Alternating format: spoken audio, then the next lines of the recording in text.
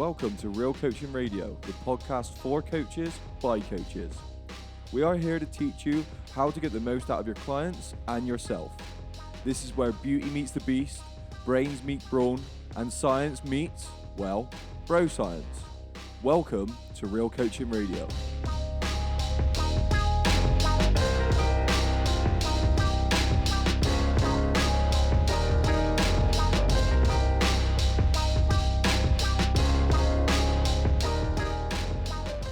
Welcome to today's episode of the podcast. Today, me and my co-host Mark, we talk about how to train when returning to the gym. Recording this intro, there's been around 3 or 4 days of people back in the gym, and the DOMs are ridiculous. So hopefully in this episode, we give you a few pointers, a few tips, and a few takeaways for you to be able to program your training effectively when returning to the gym. But without any further ado, let's begin the episode.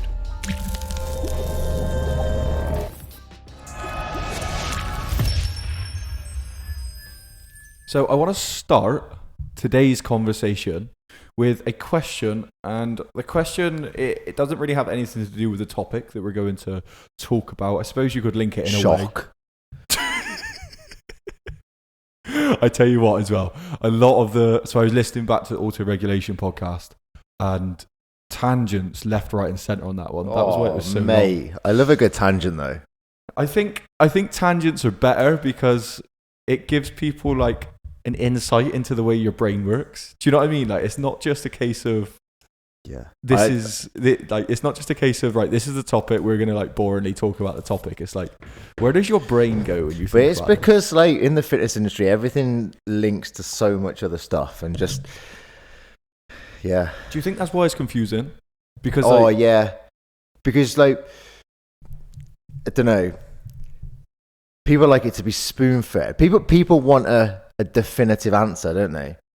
And sometimes you simply can't give one. Or I can give one, but then I can give you a counter argument as to why I'm also wrong. And then it's just like, do you know what I mean? But that's what we talk about today, like the volume versus intensity. Like we spoke about that in the past, and it's everything works, just nothing works for forever. Yeah. And I suppose like individual basis, like I hear the term like individual basis, and it makes me think, but like how much do you know about the individual basis here? Because you don't know when you first get a new client. Do you know what I mean? You get a new client, it's like, what's going to work best for you? I know what's not going to work best. Glute kickbacks on a Stairmaster.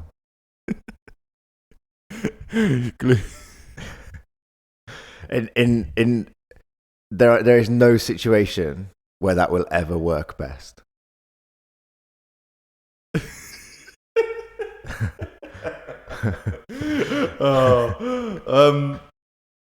I don't know. I mean, the girl with 100,000 followers on Instagram is doing kickbacks on the Stairmaster. Do you think I should follow that? No. The one question I actually wanted to ask was, why do you think training is so addictive? Like, why do you think the pursuit of, because you have bodybuilders at an extreme end, you have powerlifters at an extreme end, you have like Eddie Hall going for his 1/2 ton deadlift, like almost killed him. Do you know what I mean? And why is it so addictive? Is it this greatness? Is it this desire? Like, what is it? I think it's just that euphoric feeling that, like, you know, that people get. Like, it feels wicked. Yeah. And then I guess it's for different reasons. Like, for some people it feels wicked. For other people it's like, oh, last week I squatted this. Like, this week I'm going to squat this. And it's just like that constant chase to make you better. And I, you know, when you get to a competitive level, people probably are comparing themselves to other people. But still, like, two things. First thing, like, it's you versus you, and the second thing is, no, for me anyway, like no one's gonna do the work for you. Yeah. You know, when it comes down to anything, like a lot of things in life, like people could be born into a mega rich family. People could be born into loads of money, and they get sent to private education. They get they don't really have to work. They get all of this stuff that just get given to them. Their life becomes quote unquote easy compared to some other people, or I don't know, people can just be kind of handed stuff.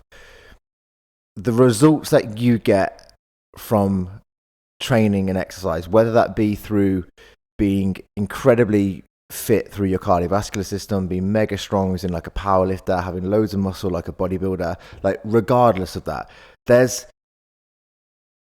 it just don't get handed to you. Yeah. You got a graft for that. I think that's in this industry anyway, people grind for their money. People grind for, you have to grind, otherwise you're not going to get anywhere. The chase of the extreme examples of the bodybuilders and the people chasing Eddie Hall, for example, these huge feats of strength. It's, to some people, they cannot comprehend it. Yeah. And I think those are the people that have never really, so I had this thought today, actually. This is another thing.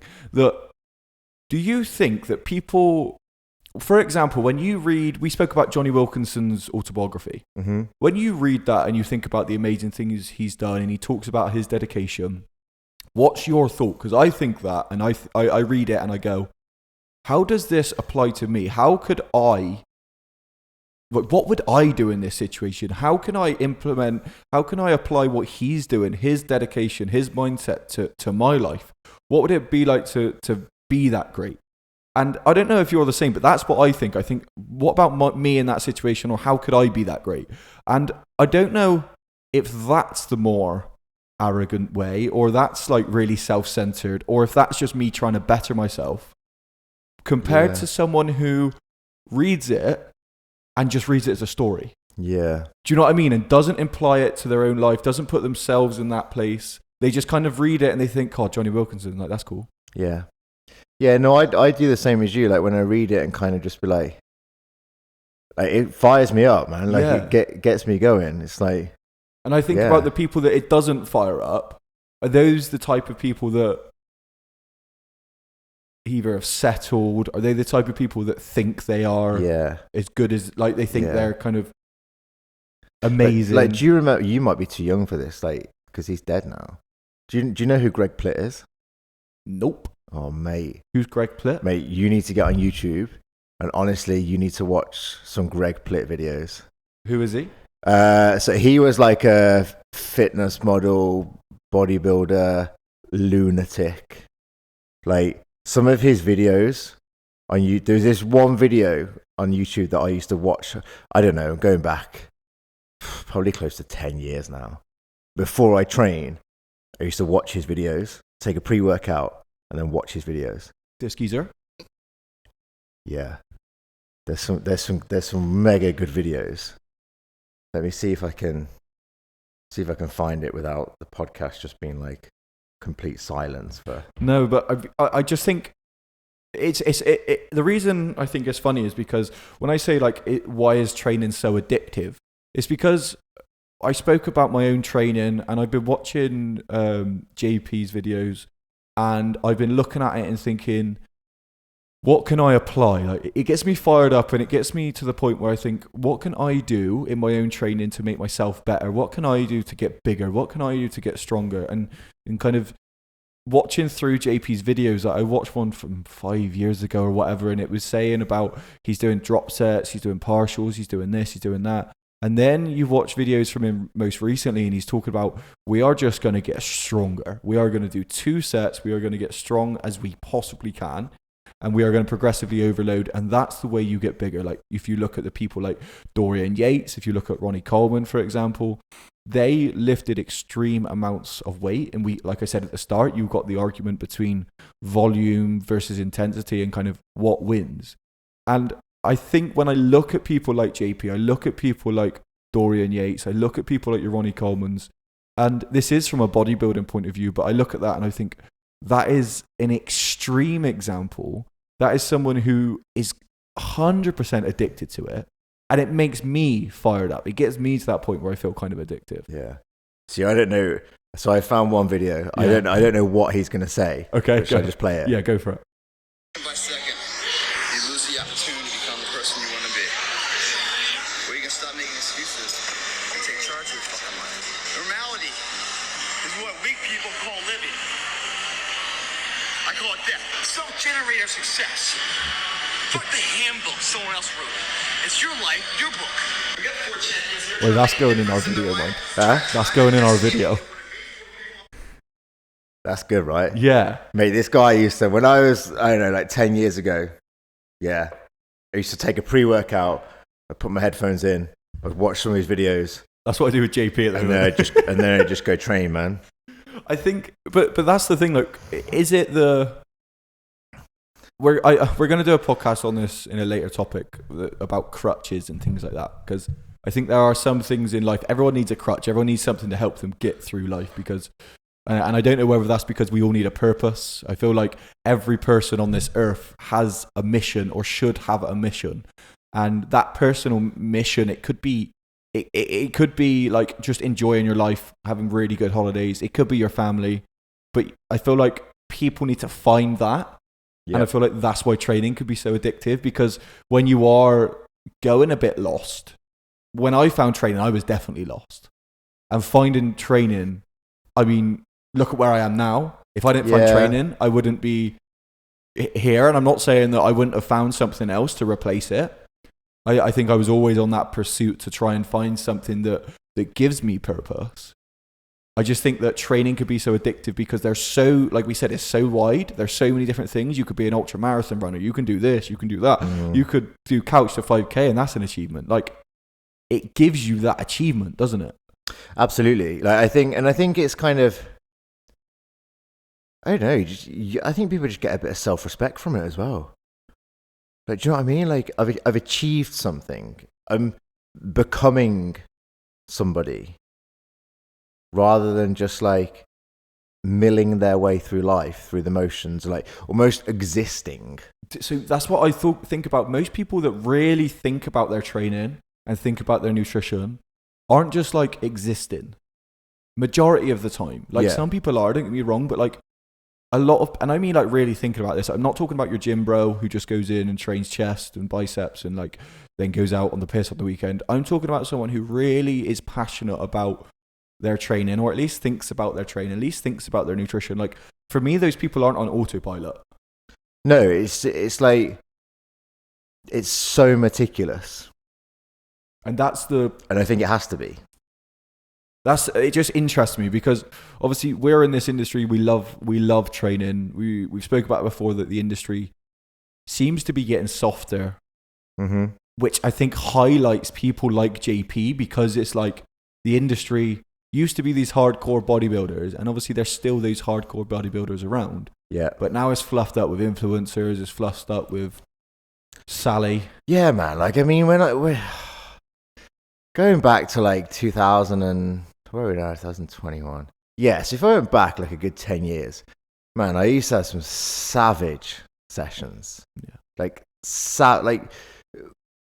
we just. I remember training with like this one lad that I used to train with, like called Craig, and it just became stupid. But actually, I was getting like a lot fitter and I was getting a lot stronger. But it just became down to like a session is just, if you imagine like if you go on a night out and then someone just like starts getting shots in too early, and the night just escalates, right? Yeah, we've all had those nights. Our training sessions were like that. It'd start off as this plan of just like, right, this is the session we're going to do today. And then before you know it, like, I don't know, Hijacked. we'd superset, like, we'd just do like a normal, I don't know, it might have been like, we'd start with bench press, and then all of a sudden bench press would be supersetted with 50 pull-ups. And then they'd, I don't know, just just nuts amount of volume. And that's, I think, this is the line I think we fall between. is this, and we're going to give you advice on today's podcast about what you guys should do when you do return to gyms, when gyms do open up, how you should approach your training, because we have this mindset at the moment. We've really hit this, I feel like it's come to a head. We've come to a head between what works, what we should be doing, what we'd advise a lot of people to do, versus, I guess, what you physiology, the physiology side of it, what you should do physically, compared to the mental side of it. Yeah. And is it better to kind of take a seat, take a step back, slow down on your training, or is it good to go balls to the wall? Like, I struggle with the choice of words and how to say it. But I think this is it, and I have this conversation with a number of people for a number of different reasons, and it's kind of like, so science, I love science, you love science, we love like looking into all the nuances of loads of different stuff, and you can get so bogged down into all of the science that when you're in the gym, you actually just never really do anything. Because you're like, oh, my big toe is 3 millimeters out of place, so that was a poor rep on my back squat, or like just little tiny things that. Whereas you can also, on the flip side of that, have some, like, I don't know, some illiterate moron, but who's just got a massive set of bollocks, and when he goes into the gym, fucking has it. Yeah. And that guy, he's going to win. So this is where it gets really hard for people, because I personally think that the best thing for you to do, you have working hard and you have working smart, but if you couple them together, that is like a recipe for success. Yeah. So that is kind of what we want to talk about today, is the recipe for success when it comes to your training, and how to give yourself the best shot when gyms do reopen. What do we do? If you've got this mindset that you are going to go in and absolutely have it when you get into the gyms, we want to ask you a couple of questions. Where are you now? What have you been doing during lockdown? What is your goals? Because if you couple a really good plan with a really good work ethic, then you are only going to succeed. Yep. So should we break it down? Is it best to break it down into people? Is it best to break it down into the things? Or should we go, these are the things to think about, and this is when it depends what type of person you are, what you've been doing? Yeah, so I would say let's cover, like, as a general rule, these are things you should consider. Yeah. And then we can go a little bit deeper into, if you have been doing this, do this. Yeah. Okay, cool.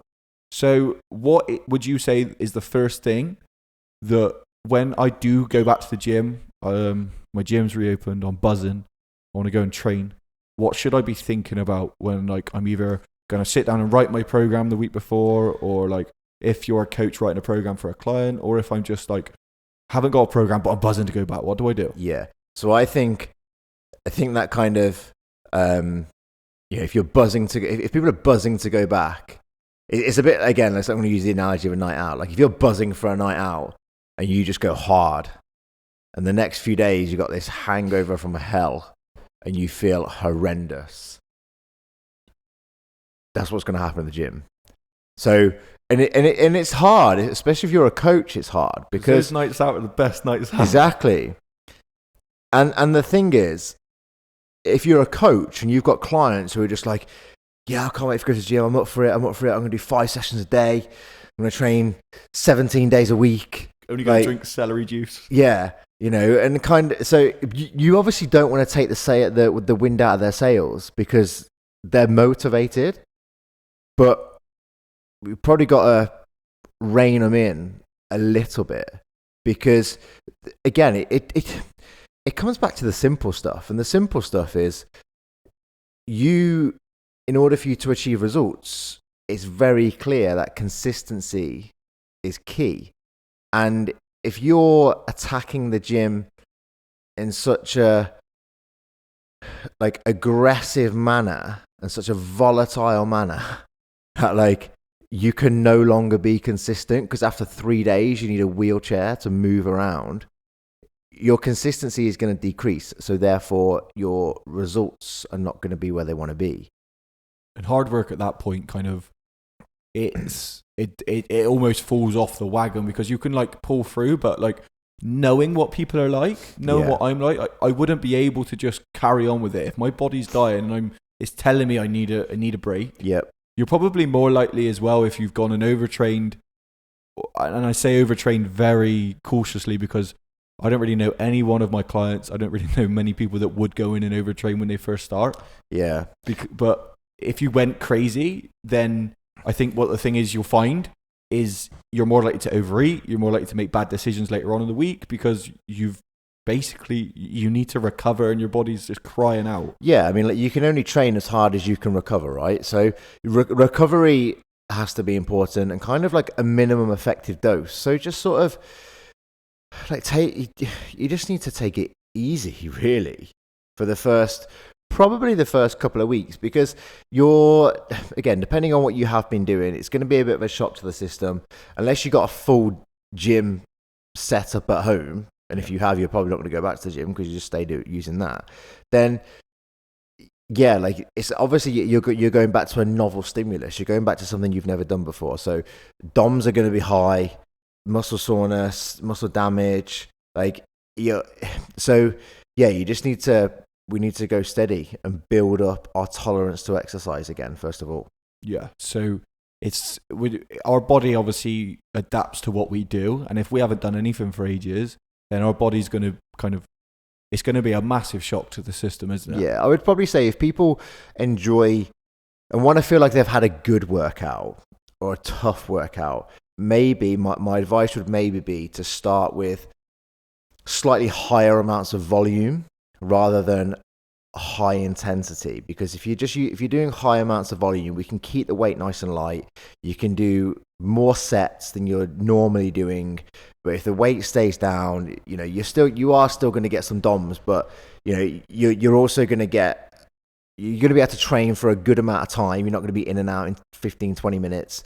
You're going to be able to get a good 45 to 60 minute session in. You're going to feel like you've had a good workout, and if you've done it well, you won't be like ruined the next day.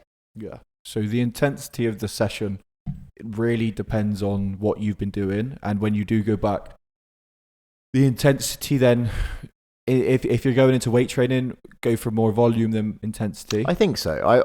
That would be my advice, just because you can keep the weight lighter. Right. So it's things. What about like frequency of training? Would I go back in? It's because I'm really excited to go back, and I want to train 7 days a week. Like, what would you advise? I'd probably never advise 7 days a week ever. But then I think a lot of that would largely depend on what you have been doing now. I think if your training frequency has been pretty good already, like 4 or 5 days a week throughout lockdown, you could probably maintain 4 or 5 days a week. If you've done jack all for the last few months, I would probably just go like 3 full body sessions a week. So you've got at least 1 rest day in between.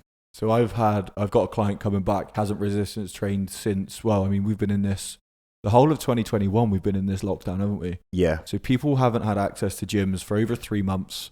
And what I've done is I've got a guy coming in, and he's doing 3 full body sessions a week. Yep. For the first 2 weeks, see what happens. And then from there, we can maybe take it up to an upper lower split, like depending, because he's trained in the past. So it's not like he's brand new to resistance training, like brand new, never lifted a weight in his life. He's just coming back from 3 months of just all he's been doing is running. So that with the full body sessions, I feel like full body sessions gives you the ability to, I guess, spread the DOMs, doesn't it? Yeah, it keeps the volume down a little bit more because you're doing multiple muscle groups because you're training your full body. So you're only probably doing like 1 to 2 exercises per body part. So you may be only doing somewhere between 3 to 6 sets per body part, depending on how you split up your days. So yeah, again, like it keeps the amount of volume per muscle group down, but then the overall training volume can be relatively high because you're doing a full body session, so there's still multiple sets. And it's good for kind of, again, it'll keep the blood flowing around the whole body because you're doing upper and lower body work. So, and there's probably the best approach you can take if you haven't really done any well-structured, constructive sort of resistance training since December. And I'd make a decision, because a surge of motivation is really good, and you may have this surge of motivation because everything's opening back up, and you may think summer's around the corner, like I'm gonna go kind of balls to the wall. But like we've said, minimum effective dose, like the least amount of effort possible to get the most amount of change, really. Yep. And that's something that I really do believe is what you should all do, because if you do want to go 5, 6, 7 days a week, ask yourself, on the busiest day, on the busiest week of my life, I've got crazy amount of jobs to do. I've got all this. I have very little spare time. How many times could I go to the gym? And if your answer is only 2, I'd start with 2. Because if you decide to go 5, 6, 7 days a week, then you're only likely to fall off of that. So you're probably going to go backwards. So I'd rather start with like the minimum effective dose and then just build up. So if you're going to go 2 or 3 days a week, stick at that and continue to progress. So if you're doing weight training, for example, continue, like, because it's a full body session, you should be able to progressively overload each of the kind of different exercises you're doing. Keep them consistent, 3, 4, 5, however many weeks, until you feel like, right, you've got all of the benefit out of this, or you want to go up into 4 sessions a week and you want to kind of experience going in and doing like more volume on one body part each time. Kind of, I literally stick around the three full body sessions for as long as it gives you benefits. Yeah, I mean that could be years. Was it? Yeah, exactly. Really. And 3 days a week, and this is why I think you have to be. We on the Auto Regulation podcast, we spoke about self-awareness, and self-awareness is really important, because you may hear me go 3 full body sessions a week, and you may think, "Nah, I'm better than that." Yeah. And I want to do more than that. I can do more than that. I used to do this. But like, are you willing to do that now? Are you willing to do 5, 6, 7 days in the gym? 6, because we're not allowed to do 7, Mark said. But if you're going to do, like, if you want to go and do that, are you able to? Be self-aware enough to ask yourself the question of like, what actually can I realistically achieve? And if 3 days a week's that, well, like, good news. You're probably going to get a lot of benefits out of doing that. Yeah, I mean, even if three is a really optimal number. I mean, even if like you can only do 2, like, get yourself a good quality coach, because you can get some pretty decent results if everything else in your life is like relatively tight off 2 full body. If all you can do is 2 full body sessions a week, but you hit bang for buck every time, and you choose really effective exercises and you execute everything really well, you could get some pretty decent results off that. People really think that's strange. And I fall into this. It's almost like a dichotomy when it comes to what we decide to do. Because when I do have clients come to me like, I want to train 6 days a week, I'm like, please don't. Yeah. But at the same time, I'm like, I can't stop you. I can't say no. I could only advise. But it's that thing, isn't it? Like, people think more is better. Yeah. Where actually, like, better is better. Yeah. But I suppose someone coming in and they've got these 2 options then. So someone's coming in, they want to train 5 days a week, and they've got the motivation to do it, because I'd always stick between, like, I don't know about you. Obviously there's people, we all know it, we're probably like it on some aspects, all in or all out mentality. Yep. So I'm either going to go 5 days a week, or those 2 days a week, I'm not going to be motivated to go, so I'm not going to go. Like, how do we start to encourage, how do we start to draw on that motivation and turn it into what's best for them? I would say your first place to start would be trying to provide the client with some education. So trying to get them to understand why you think this is the most optimal way for them to train. So educate the person. So if a coach is listening or someone else is listening, and they say, but what education? What do I tell this person? They're asking me, they want to go 5 days a week, but they just listened to us say 2 or 3 days full body is probably the best place to start. Mm-hmm. Why is that the best place to start? Why is doing 5 days a week not the best place to start? Easy questions today. So are we talking about a person who we don't think can adhere to 5 days? We're talking about a person who could adhere to 5 days. Yeah. We're talking about someone who's got the motivation to go and do 5 days. Mm-hmm. But is that going to be better for them than only doing 3 days? Like, they are someone, I think, obviously, they're coming from a place of not really doing anything. Not for the past lockdown. 3 months. Yeah, so the best way I would explain to them is kind of, at some point, every single person is going to hit some form of plateau. So then you need to provide your body with a novel stimulus to be able to continue moving forwards. Whereas at the moment, if they haven't done anything for the last sort of 3 months, anything that they do is going to be a novel stimulus. So if you give them, as you spoke about earlier, like the minimum effective dose, which would be, as a general rule of thumb, sort of 3 days a week of training, and then, right, in 3 weeks' time, we're going to go to 4 days a week. In 6 weeks' time, we're going to go to 5 days a week. So straight away, you've got the best part of 9 to 10 weeks of training before you even really have to look at providing any other difference in terms of a novel stimulus, because your novel stimulus is going to be the fact that you've increased exercise frequency.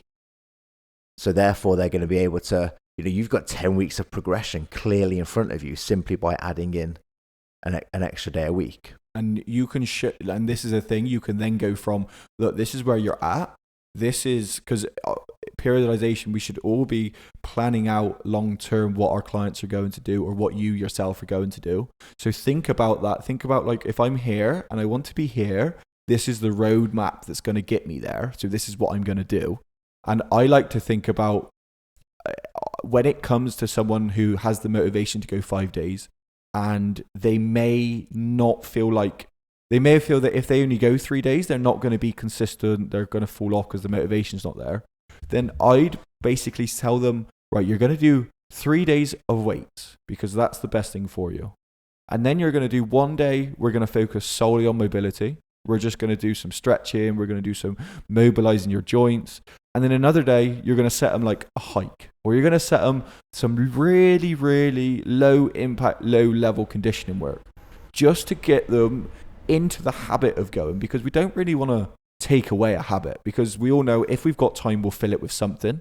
So if they are someone who says, I've got 5 days a week, they can adhere to it, I'd always say, right, you're going to go to the gym, but on this day, you're going to just do mobility. And give them like a 45-minute, half-hour mobility session. And if gyms are open, they could go out sauna. They can, do you know what I mean? And like, yeah. So you're kind of like, you're still giving them structure to their whole week. Right. Which is good, because like, you're right. If they've got time, they're going to fill it. And like, some of those people might be like, oh, I could go for a run. I go to a spin class. Yeah. Like, And it's still a case of just saying, we don't want you to go high intensity. Like a lot of times. So I got asked the question actually earlier on in the week. So they went, Hacker, so I'm starting to, obviously I'm going to be going with you and training, lifting weights, like going to get jacked. But obviously I've got time in the morning. Like, should I just start doing cardio in the morning? And my answer was like, no, because I want to see what happens to your body when we take you back into the environment of start lifting weights. Because I know we've been doing a lot of high intensity, like body weight hit stuff. We've been doing some running. We've been doing a lot more cardiovascular work. Your steps are through the roof anyway. So I know that if I take you away from doing this high intensity exercise, I take you away from this run and you don't have that extra movement, but we're now going to put you into a weightlifting environment. We're now going to lift weights. We're now going to do resistance training. What is going to happen to your body? And I want to see what happens there. Because if this person's goal is to lose weight, I want to see like, yeah, but where are you at once we take you back into there? Because are you going to start to gain weight because we've taken away that extra movement? Or is it going to take a while, which it probably will, for your metabolism to speed up after you start lifting weights because we start to add muscle mass? And I like to basically be able to control all of these variables. If he's willing to do that extra cardio in the morning, why add it in now? Why not wait until we're not getting any more benefits and then we can add it in? Yep. Yeah, I mean, that is a very useful tool for coaches and exercisers to use. And it's kind of, and again, like it's a tool that I generally try and teach people to use. And it's sort of, I always like to keep stuff back so I won't use it until I need to use it. Because at some point, again, so if you take that client that you just spoke about, if their goal was to lose weight and you take them back into the gym, they start resistance training, at some point they're going to reach a plateau. So therefore you need to find a way to tip the scales in terms of energy balance. And then in that situation, like you said, you could start using the cardiovascular work. Whereas if they were doing weight and cardiovascular work, at some point they're still going to hit a plateau. Then where'd you go? Yeah. You start adding in cardio at night as well. So this is where it comes to the point where you're like, right, I've only got I've seen a question before, which was, I've hit a plateau in my weight loss. What should I do? Should I move more or should I eat less? And it's like, if you're already eating less and moving more, what do we do? And that is the point where we've got to you've got to almost reverse things, and you've got to take things away from them slowly, because we want their metabolism to kind of catch back up and to kind of kick back up a little bit. Yeah. Like I had a very similar scenario. Like I had a client who, I was doing like some training and some nutrition work with him, and his weight was consistently coming down at this period in time that we're talking about. And I had a chat with him about like what we're going to do for the next couple of weeks. He's like, I might start adding in, like I might try and, he's already clocking up the best part of 12,000 steps a day. He's like, I might try and get my steps up for the next couple of weeks. I'm just like, why? Yeah. Like the scale weight is coming down. You're recovering from sessions well. You're getting stronger. Like, why? That's like perfect. What you just described there is perfect. Your weight's coming down. You're getting stronger. It's because I'm good. But like, it's that kind of, I always take this approach of, if it's not broken, don't try and fix it. Yeah. And that's find that point of where is my plateau? Because you don't really know. Do you know what I mean? Like, yeah. And I would always start with minimal effective dose. Always start with less, and just see what happens. Just the one thing is, people think everything needs to happen now. Mm-hmm. And I fall into this trap. Like, I've in my head for the past 2 years, I've always wanted to be able to squat 200 kg, right? And every time I lift weights and I get a little bit closer towards that number, and I'm still a massive way off, but I get a little bit closer, I'm like, cool, but what if I do this? And like, I think about way jumping the gun, because like everything wants to be now. We want everything like instant gratification. Like, I ordered a package on Amazon today, it's going to be here tomorrow. Like, I want the same thing with my training. It doesn't work like that. And I think, going back to the conversation we had at the very start of this podcast in terms of why training is addictive, like for me, that's one of those reasons. It's kind of like, results from training is pretty much the only thing on this planet right now that you can't have like that. Like anything else, you could probably get it within a week if you really wanted to. Legit. Like pretty much within reason, like pretty much anything. Yeah. Because you got to think, like, even money, like you could win the lottery, like, yeah. And I'm just saying, you get a loan. Yeah. Like you can get it instantly. Whereas like getting stronger, getting fitter, getting bigger, whatever the goal is, getting smaller, whatever the goal is, it's going to take time. I think that's why sports and people at the top of their game are so admirable. Like, it's so nice. It's so inspiring to look at these people.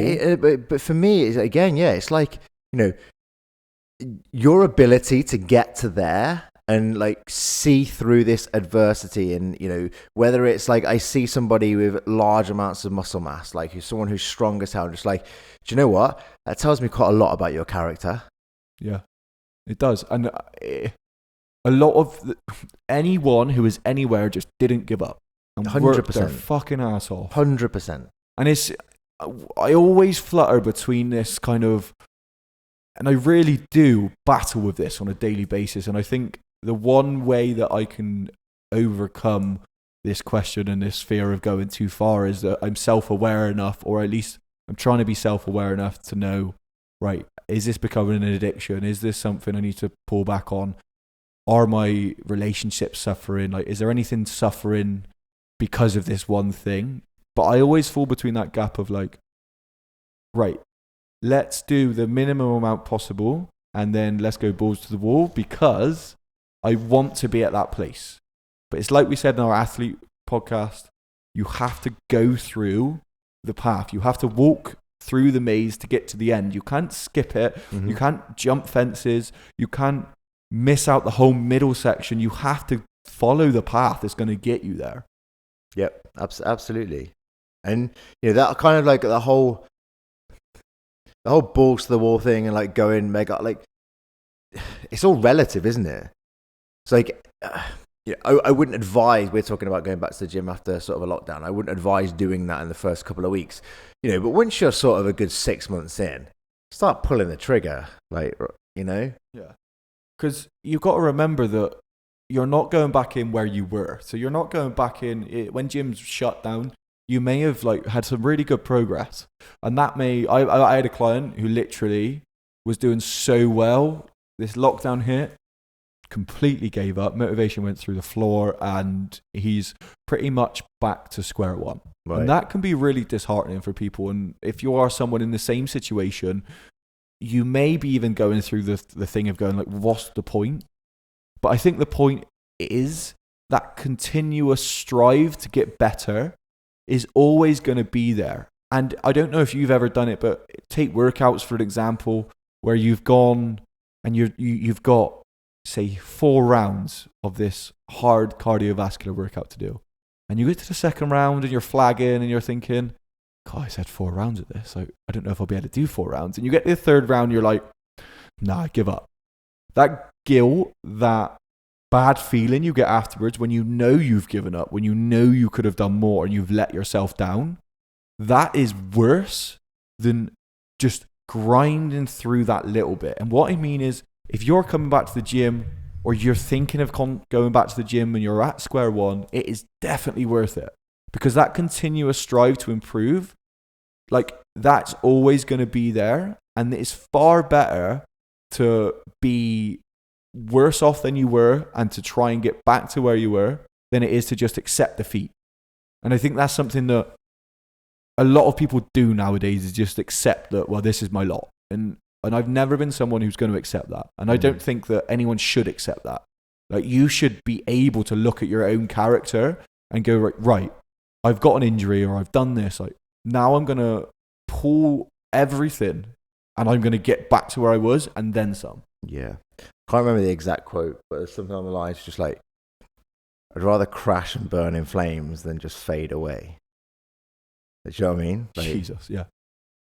And it is that. Yeah. And I'm not saying that, I'm just saying that you should have that burning desire inside of you to get better. Continuous improvement is one of my strongest values. And if you don't know your values, I don't ever want to impose stuff, but I'd say add that in.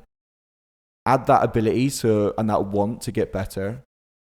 But like I said, coupling hard work with working smart is going to be the best thing. Absolutely. Yep. Smart plus hard. So someone's coming back, the best thing for them to do is minimum effective dose. Yeah, so start definitely. smaller and work your way up. Yep. You can monitor how you're feeling, how the DOMs are, and say you maybe take it where you go, you just decide for the first week, right, I'm going to do 3 days and I'm going to see how I feel.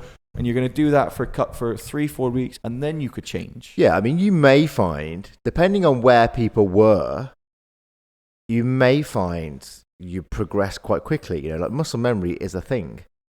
So it will come back relatively quickly. It's far easier to gain the muscle back than gaining it in the first place. Yeah, and the real hard work is going to come when you sort of, what I find a lot of people do is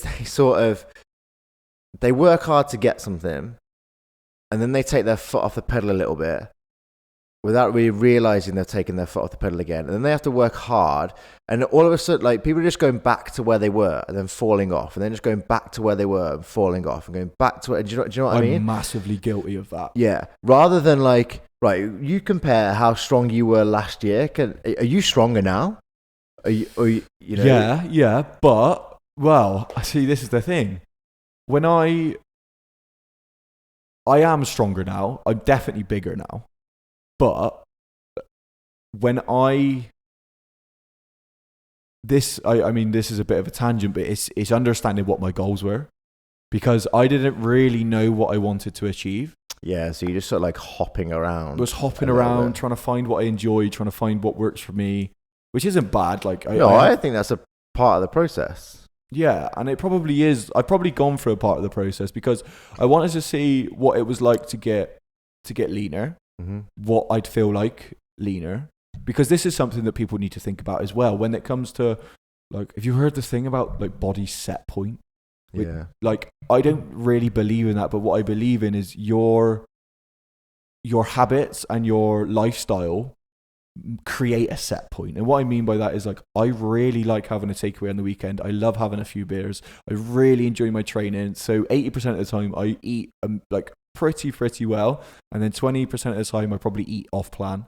And what I find is I have a body fat percentage which suits my lifestyle, and it's probably where I'm at now. So my strength's a lot better at this point. When I'm leaner, my strength took a dive. Yep. That was the hard bit for me. That was the real annoyance, was because I then come back to doing weights, which I was doing in the past. Yeah. And having to work back up again. Yeah. And but I find that's what a lot of people do. Like, they never actually get any stronger. They never actually really get any fitter.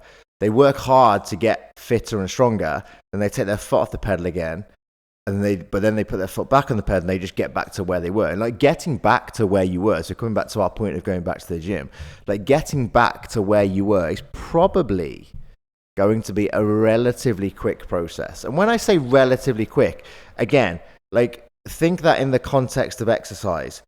It's still not an Amazon delivery, like, but it is going to be relatively quick. Yeah. Might be like a Hermes package that, like, may turn up, may not. Yeah, maybe. Yeah. Okay, cool. So, minimum effective dose. Be careful on your frequency. So, don't go like 5, 6, 7 days a week.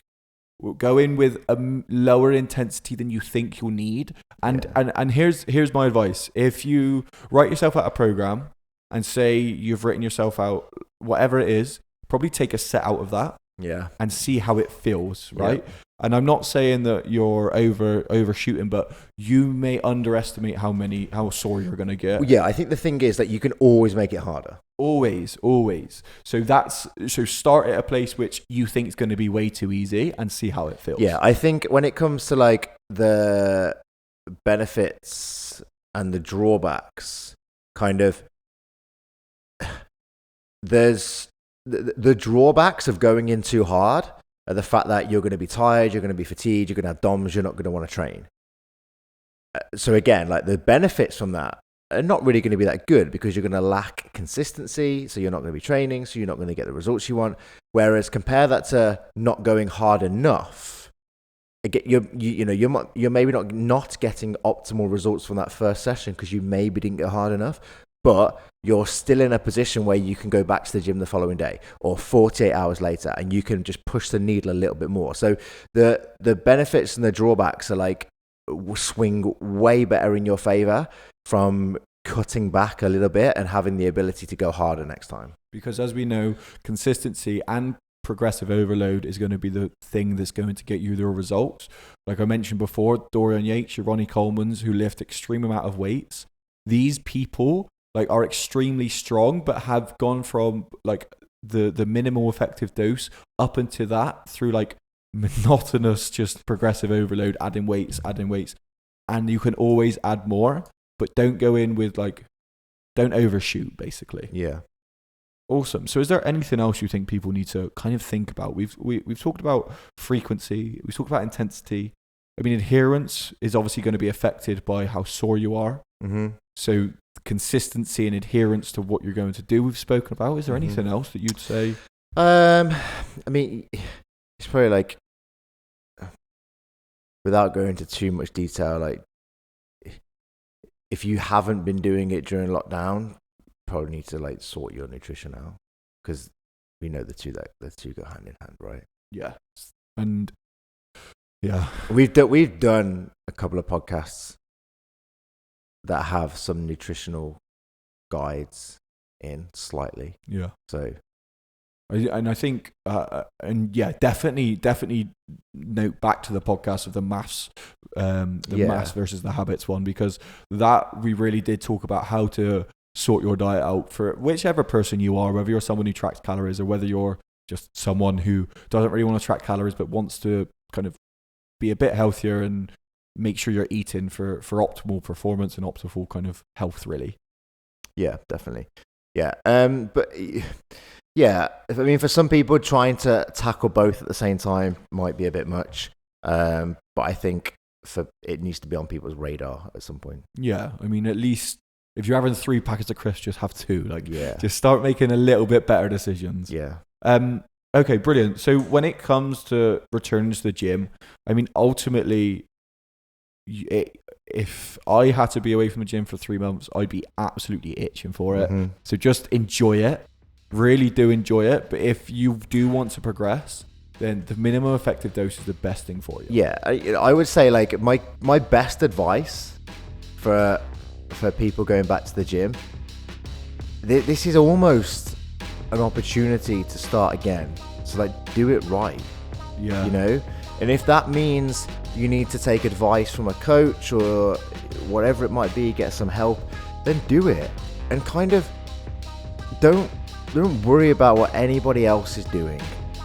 Like, just go in, keep your head down, do whatever it is that you're wanting to do and need to do to get to where you want to be.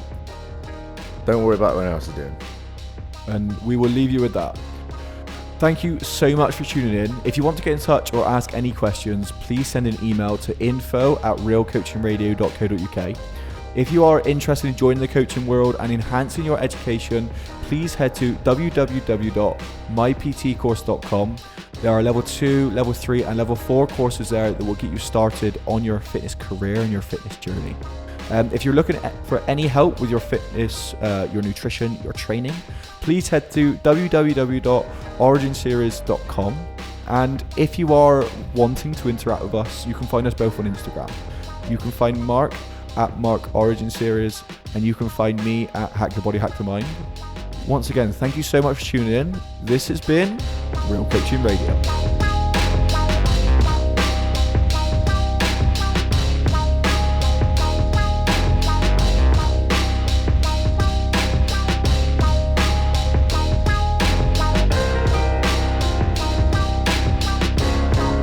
So once again, I just wanted to thank everyone for tuning in. This has been a really good journey to start with. Like, we are 15 episodes into this podcast, 14 if you count the auto regulation as one on its own, but we are 15 episodes in and it's been quite interesting. It's really helped me change my practices quite a bit. Talking about training, talking about how to coach, talking about the best things for us really does make me question if I'm doing things right, and if I'm not, then it helps me to change them. I think a really good conversation can help you adjust your practices in everyday life, really. So talking about how you act, how you do things, and what's the best option can be a really good way to actually, well, am I doing the right thing? Is this actually right? And questioning yourself is not always a bad thing. So this podcast has not only helped you guys, hopefully, but it's helped me quite significantly in changing my coaching practice and hopefully becoming a better coach for the future. So thank you once again for tuning in. This has been Real Coaching Radio.